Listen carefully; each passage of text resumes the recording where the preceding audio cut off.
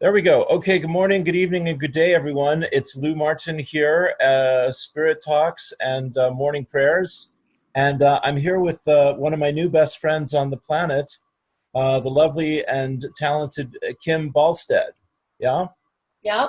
Yeah. And Well, yeah, right, got that right. And Kim is the creator and founder of and the organizer of Aum Nation, AUM Nation, out of Austin, Texas. So that's how we connected. So Kim, here we go. Tell us all about yourself. What's happening? oh my goodness. Well, thank you for chatting with me today, Lou. You know, I love you so much. Thank you. So Likewise. Thank you, this is a sweetheart. joy. And this is totally like Lou and I were chatting a little before we started that this is kind of weird for me to be on the other side of people asking me about me, because usually I'm asking other people about themselves. Right, So right. this is a new experience. I'm excited about it. Beautiful, Yeah, beautiful. Me so too. yeah. Well, you know, the Aum Nation, first let me tell you a little about the Aum Nation. Please.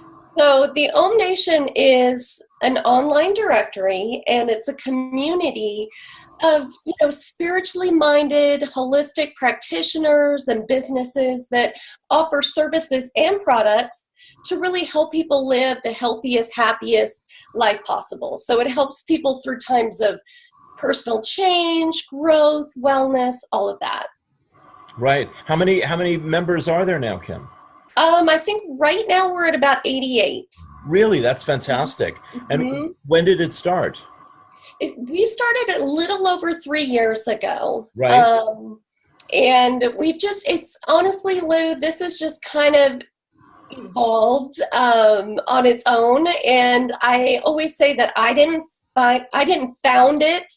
You That I basically opened myself up to spirit, and I several years ago on my path, yeah. I decided, I'm just going to open myself up to spirit and say, use me as you will. Because Brilliant. honestly, I'm one of those people that never knew what they wanted to be when they grew up. Okay. And so I was just, going along, and I really knew I wanted to be a service in some way, but I had no clue as to how. I've dabbled in a lot of different things, Right. and Right. it's amazing when you just open yourself up to anything and to a higher power to use you, because that's when things just start happening, Well, you see, this is why I wanted to get you on, my friend, because I knew you were going to tell us all that. Yeah. Beautiful. Yeah, it's very powerful. And honestly, if I had gone in with an agenda, none of this would have happened. Wow. I wouldn't be here doing what I'm doing today. I don't feel like the people that are coming to the Aum Nation, whether it's looking for healers or are the healers, they wouldn't be there, because I really feel like you need that element of spirit. You need that element of the positive divine in there to Sure. draw that positive energy. Sure. Absolutely. Absolutely. So that's perfect, Kim. So can you talk a little bit about how you evolved to being so focused on Mhm. spirit in your life for us? Sure. Well, Lou, it goes back, well, honestly, since I was little, Yeah. right? We're Yeah. all on the journey. So, but I was in a military family, so we lived all around the world, Wow. and I was very blessed to just have my mind and my consciousness open to a lot of different people, a lot of different cultures, experiences, all the Yeah. religions. Yeah. And so I'd always been very interested in spirituality. Right. And my family had as well. We were not religious, we weren't the typical, Right. but we were always open to, we always had books about all different religions around the house and things like that. Right.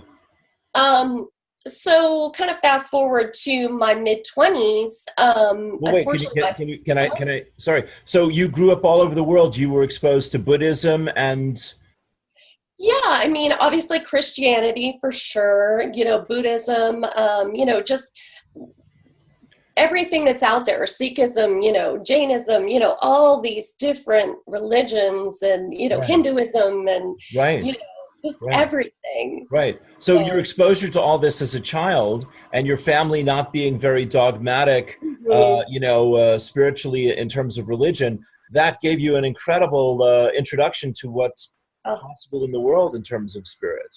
100%, my friend. Right. I honestly cannot be more grateful for having that upbringing and having that ability to stay open. Yes, very good. Because I do think it's hard to open once we're kind of in that dogmatic, Sure. rigid Sure. place.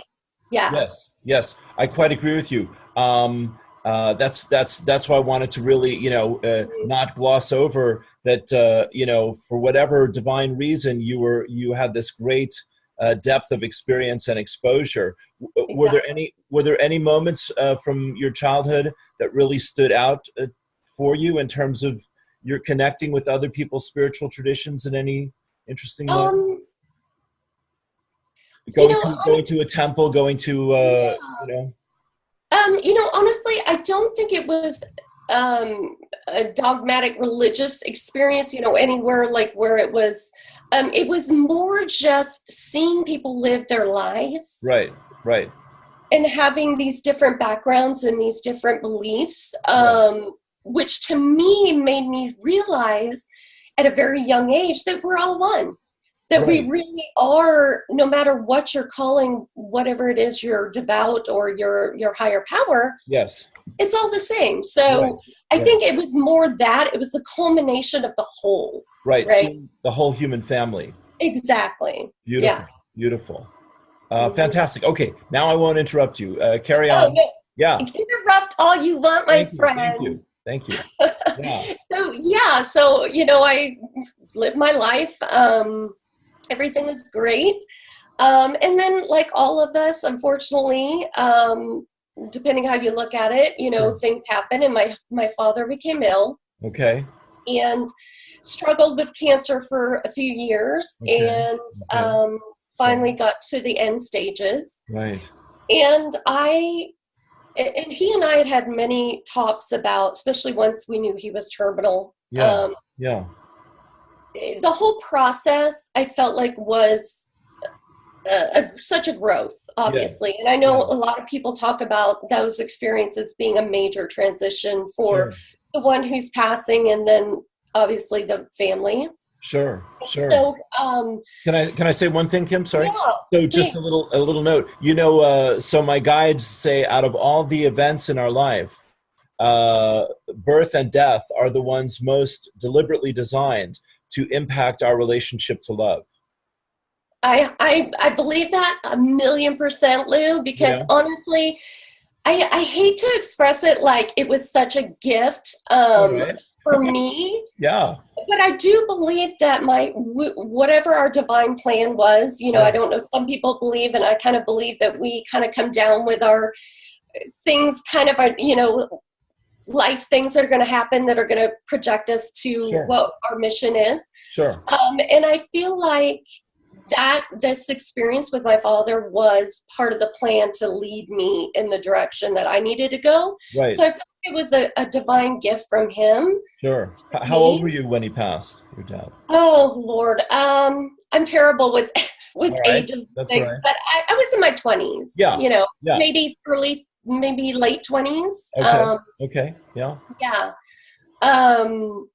So he got to the end stages, and we were in hospice, and I had always believed in there's more than this.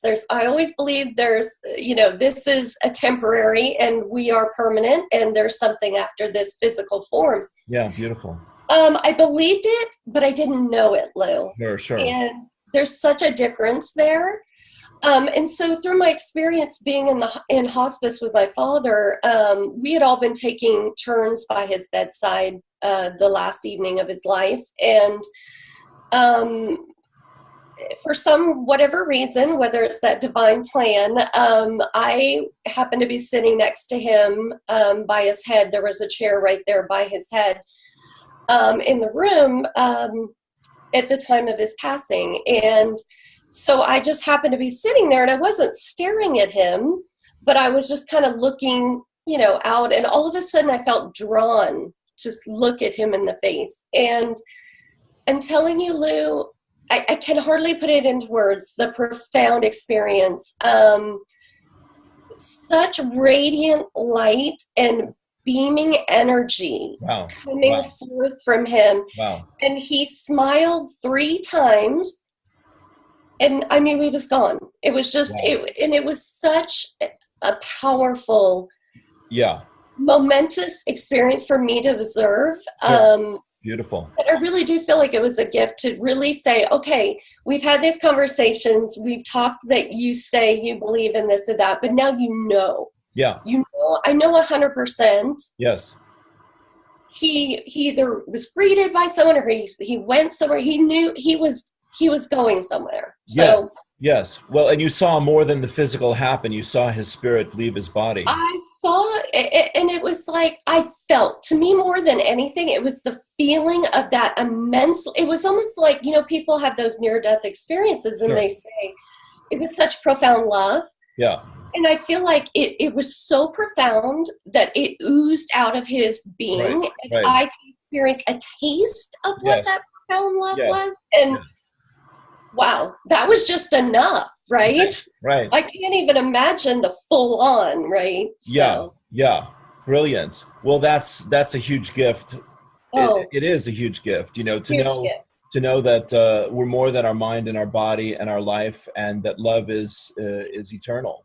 Right. You know? Exactly. And I think with that comes a certain responsibility to yourself as your spirit, and also to others to try to help others live happy, healthy, beautiful lives so that they can explore that part of themselves. Absolutely. Because I do think when you're struggling, how do you explore the deeper, more meaningful parts of life? It's very difficult to do that. I think if we can support them, help them feel better emotionally, physically, whatever. Yes. Then we can guide them in the spiritual aspect. That's absolutely true. That's absolutely true. My teacher Lazarus has said that very thing to us, that until we reach a level of freedom, you know, in our life from fear and worry and struggle and responsibility of the world, I'm just thinking, you know, until we hit that place, it's really impossible to do this deep kind of inner work that we're talking about. Right. Because life is so demanding and overwhelming. Yes. And I think even more now, right? Even more, I feel like even more now, we're so inundated with content in our brains, you know, it's everything. So, well, I'm over here in my little Irish castle, you know, with my 2 computers and my iPhone, you know, like a monk in a monastery. And I'm just, you know, looking at things and writing things, you know. But yes, I mean, I've been, you know, stuck on the freeway, desperate to get somewhere, you know, wired on Starbucks like everyone else, you know. Oh, yeah. Yes, definitely. So it's a contrast. Yeah. It's definitely a contrast. Yeah. So I mean, honestly, that was the impetus for me to really supercharge my evolution and my education and exploration and all those E words. That's right there. Well, really, honestly, Kim, again, it's where we most deeply connect. I feel, you know, over and over again is the passion for service, and like you're saying, hon, the opportunity to help people see things differently, to help all of us to wake up and stay awake. Exactly. Yeah, totally. And that's the key, isn't it, Lou? Because we can wake up, but it's so easy to slip back into slumber, right? It is. It's a wave. It's a process. Yeah. And sometimes that's necessary. Sometimes we need to draw away, I think, and come back. Sure. Yes, that's right. I mean, you know, we're one of the things my guides talk about, Kim, is enlightened group consciousness. And I was just channeling this recently, that when I want for you what I also wish for myself, then, you know, there's this third energy that opens up. And just listening recently to, and I know you know this because you're living it so beautifully. And me and your 88 friends are the grateful recipients of your passion and your vision and your drive and all the great work that you're doing. Yeah, your podcast and every other thing. Well, really, it's good to give you some love, my friend, and Well, celebrate you and yeah, appreciate you, because you richly deserve it. And you see, what I know also, Kim, my friend, is that, we're both being very guided by spirits, and we're helping to create the energetic template right, for the millennials and all this new energy, the women, in their power, and racial equality, and all these energies that are really beginning to move out into the right. consciousness. Like, we must love and respect each other, but it is going to take, as you and I know, a lot of structure and form and support, and a lot of healing for people to be open to believe that and to trust that, isn't it? 100, yes, definitely, Lou. And that's that. First, let me say I appreciate the compliments. That's very nice. But honestly, I really do feel like, yes, I'm the one who's acting out these things. But on it, I really do feel like it's so much spirit just working through me. Sure. It's hard for me to take any kudos about it, because it's really it's amazing. I'm doing things I never in a million years thought I would do, Lou. Wow. Okay. It really is the power Right. of opening yourself up and understanding that we are spirit and we do have the abilities. And Brilliant. when you let that ego go and open up and let somebody else take the reins and say, okay, then it can happen, right? Yes, yes. I'm so glad you're saying that, sweetheart. So let me ask you, because I wanted to say this a minute ago. What is your process to help yourself get in alignment with your guidance and your spirit? I'm glad you asked me that, because honestly, it happened maybe a year or so after my father passed, and I was, studying a lot of different metaphysical topics and things. And one of the practices was a meditation on the world and visualizing the planet, and visualizing all the people on the planet, and then seeing yourself be of service to those people. And so what I would do is I became a personal meditation where I would meditate on the planet, on all the people on the planet, and then I would feel my energy encompassing them and opening myself up to be of service to them in any way that Right. was needed, right? Yes. And I would see them coming, those who needed my service. And not knowing that the Aum Nation was ever going to be anything, or not having that concept at all. But that was the opening of my energy to the possibility of how I feel like God ended up using Yes. me. Yes. So is that a practice you do often or daily? Yeah, I still do it. I don't do it daily, but it's kind of like when I go into meditation, I don't go in with a certain form I'm going to use. I really do sit in meditation and open myself up to whatever I think maybe my spirit needs in that moment. So Yeah. it could just be a mantra meditation. It could Sure. be a visualization. It could be breath. Sure. I'm very open to that. So Beautiful. really, I think it's just occasionally that same meditation will come up, and I'll do it maybe once every couple of months or something. Okay. But for a while in the beginning, that was a meditation I did daily for several months. Sure. It Sure. was really, Yes. I feel like it was an opening of my heart. It was opening of that energy. It was what I needed to do at Yeah. that time. Yeah. I hear you. I hear you. Did you have a tremendous emotional release at any time while you were doing that? Oh, definitely. Yeah. Yeah. Um, That's the secret. right. Well, it's a shift, I Right. think it's a feeling of a shift. Right. Right. I'm not one to, Lou, I'm not a crier. I'm not, I'm not demonstrative, Oh, okay, dear. but I do.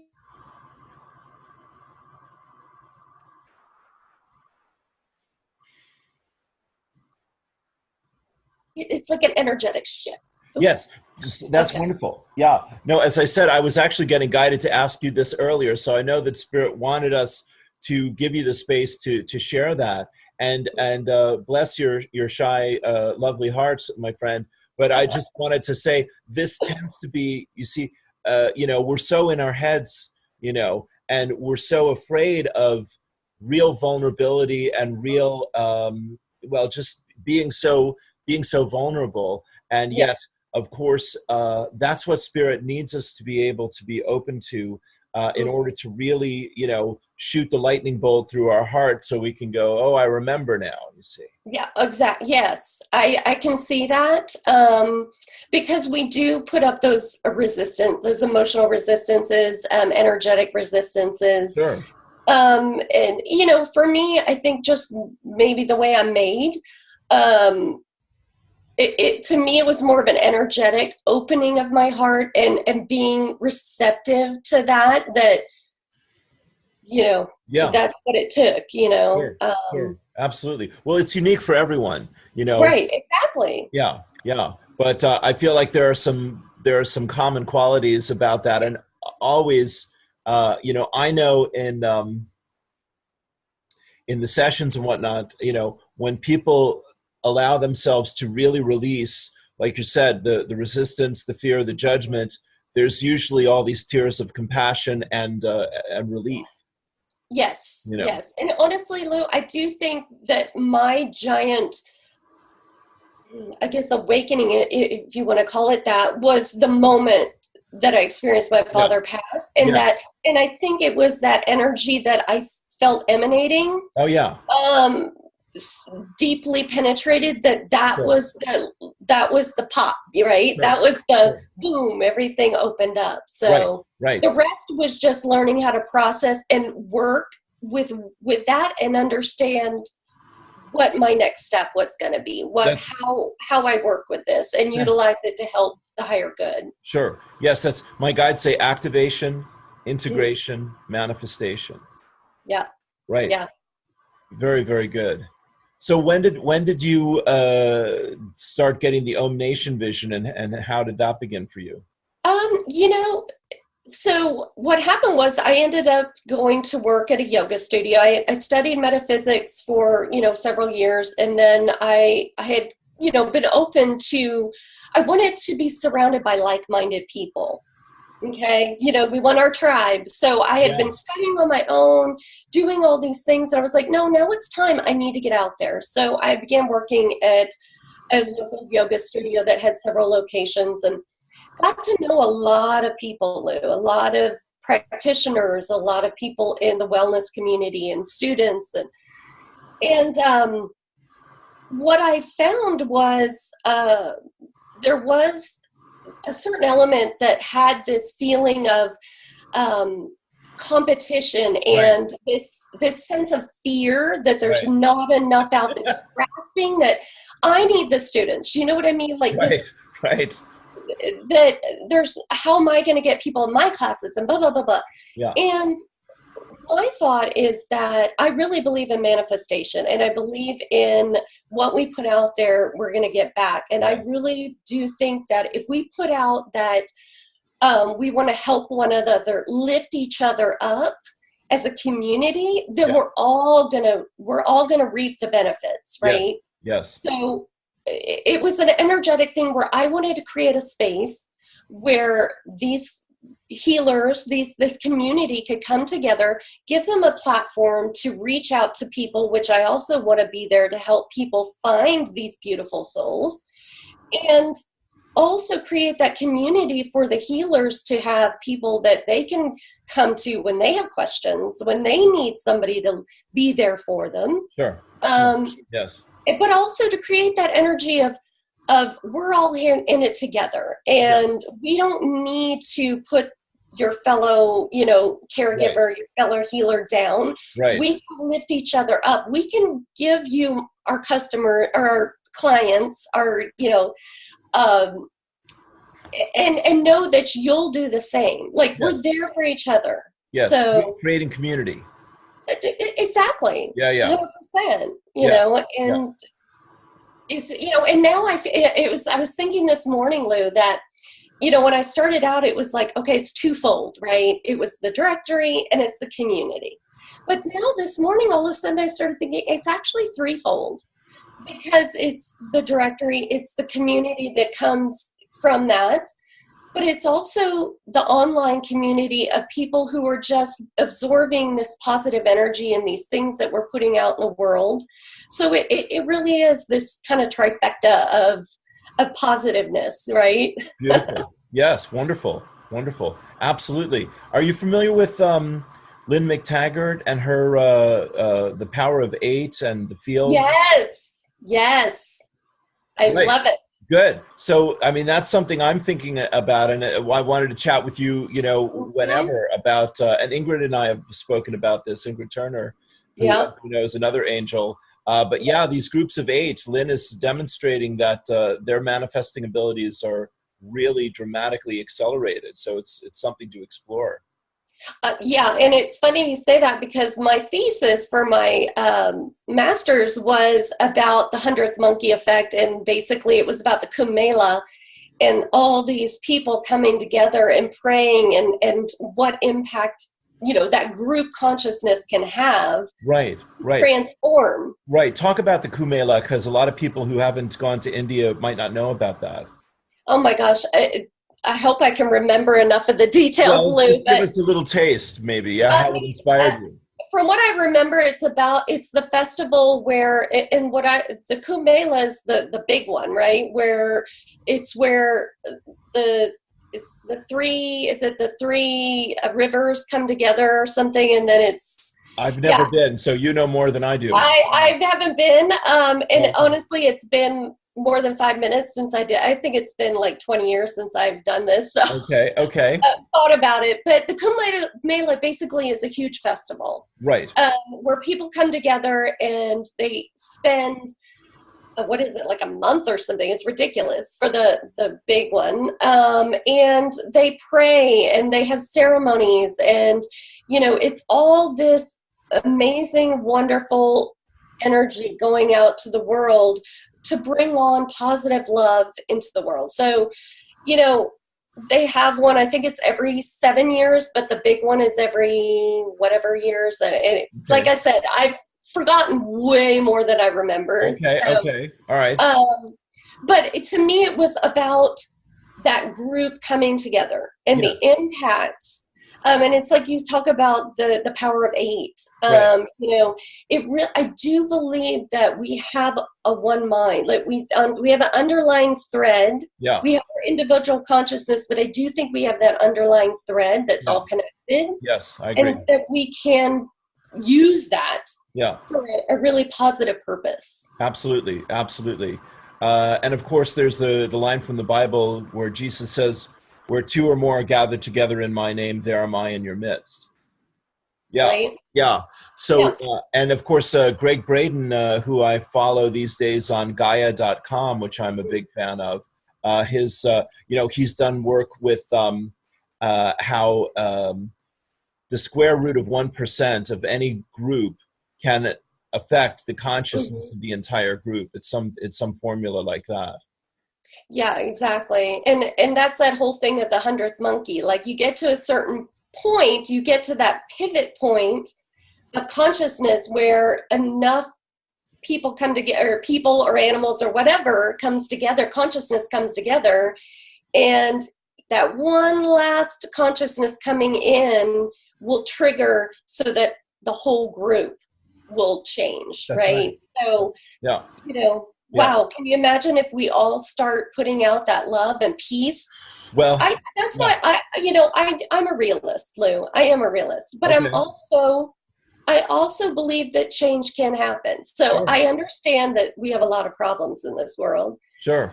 But I'm one of those people that really does think at some point in this world we will have peace, and we can. Yeah, I believe you. So I agree. It's just getting to that 100th monkey, Right.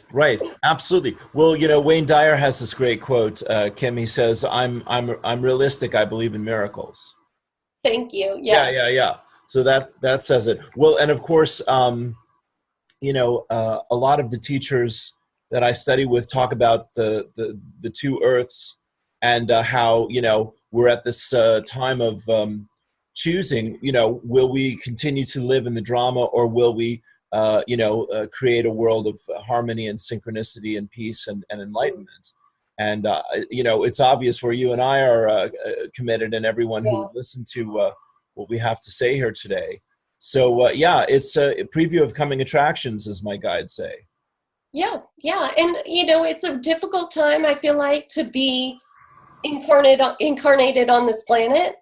But also, I feel very grateful. It's also a very exciting and momentous time because we really have been given the opportunity to implement a lot of change, Yes. and so, as far as our spiritual growth and expressing creativity, which is what we were created for, Creator created us to create, right? Amen. What a freaking blessing. Yeah. To be here now, Yes. Yes, that's right. Abraham has said there's never been a better time to be a creator on your planet than right now. Yeah. Because I feel that intuitively. Yes, me too. We have so much in common. I mean, I didn't travel the world as a child, but I did. We moved about a dozen times between my birth and graduating high school. And so I started in Chicago, then we wound up in New York, and then it was Los Angeles. And then I moved many, many times before landing here in Ireland. This is the longest I've ever lived anywhere in my life, because I love it here. But the great thing, as you said, my friend, I really want to come back to this, is that, I love the States. America is an amazing, and I believe a divinely created experiment of consciousness for the world. So it has a big responsibility, and it's been given a lot. And the whole world looks to America as a template of what's possible. There's no doubt about it. And it's quite ironic that it's so easy to become so isolated and insulated, living in the States from the rest of the world, whereas if you get to travel and get to, thank God for the internet here, you're there, I'm here. We have such a bigger perspective of what the planet that we're living on is all about.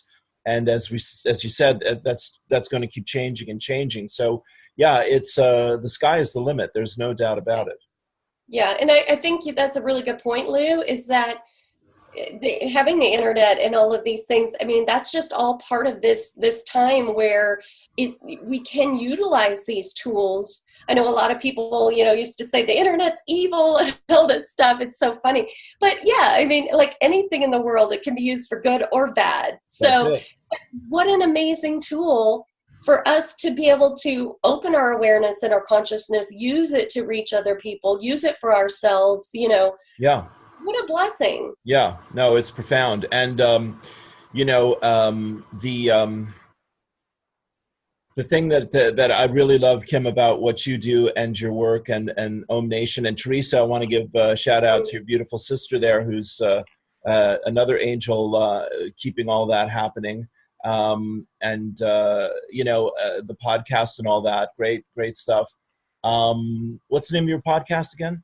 Holistically Curious. Okay. On iTunes, Stitcher, or Google Play. Okay, thank you. You were ready for that. Yes. I was ready. Right. And where can people find you on online if they want to sign up to Aum Nation or find out more? Yeah, go to www.theaumnation.com. That's THEAUM Nation, NATION.com. So great. Yeah, and we're on Facebook, Instagram, all that good stuff. Basically, all the social media platforms. So please check us out. If you're looking for somebody like Lou to really help, maybe you just need a little guidance. Maybe you need some physical. We've got members that are everything from chiropractors to astrologists to Lou being a guide and a channel. There really is somebody there for you, and it doesn't matter where they are in the world. That's the beauty. We're talking about the internet. I think all of our members can work with people no matter where you are in the world. Right. And they're all beautiful, loving human beings, such beautiful souls. So check them out if you're looking for somebody. If you are a practitioner or somebody who's a healer or have a business where you sell a product that helps people on their path, we'd love to have you join us. It's a beautiful community. I'm so thankful for the people that Spirit has brought together. They're just a lovely group. As you know, Lou's a member, so he's an example of the lovely human beings that are there. So Thank you. check us out. You know, come, and then just hop on our Facebook and say hi. So yes, absolutely. Good. And I also want to make a note that it's not only based in North America, but you also created a European Facebook. Yes. As well. Yeah, we've got groups holistically happening, Europe, Asia, every continent, basically. Really? North America, South America. Okay. So we're opening ourselves up for a global organization. Right now we've got, people in 2 countries. So, but we're across, I think now we're up to like 14 different states. So, we're opening ourselves up to Spirit, to whatever, whatever practitioners want to come in and join this community, and whatever people are looking for, they can come in. We're not going to limit. We're not limiting. We're expansive. Right. We're in a growth industry, my friend. Yeah, I mean, we want it to grow. We do. We want it to grow. I want us to be out there helping as many people as we can, and I want to be helping as many healers as we can. Absolutely. Well, sweetheart, you're doing a fine job as far as I'm concerned. Yeah. I was sort of going somewhere else with it. I thought, no, we have to get all the information there. Well, sweetie, I know we're going to do this again real soon. I think that was perfect for today. All my love to you, and thank you for your great work. And I'll talk to you soon. Okay. Thank you, Lou. I really appreciate this opportunity, and this was out on a limb for me. So thank you for challenging me. I like new opportunities. So you're a star. You don't just get to sit at the back of the room any longer. See? All right, love. Well, thank you all. Thank you for listening. Thank you, Lou. And we'll connect again soon. Okay, Kim. Thanks a million. Namaste. Peace and blessings. Namaste.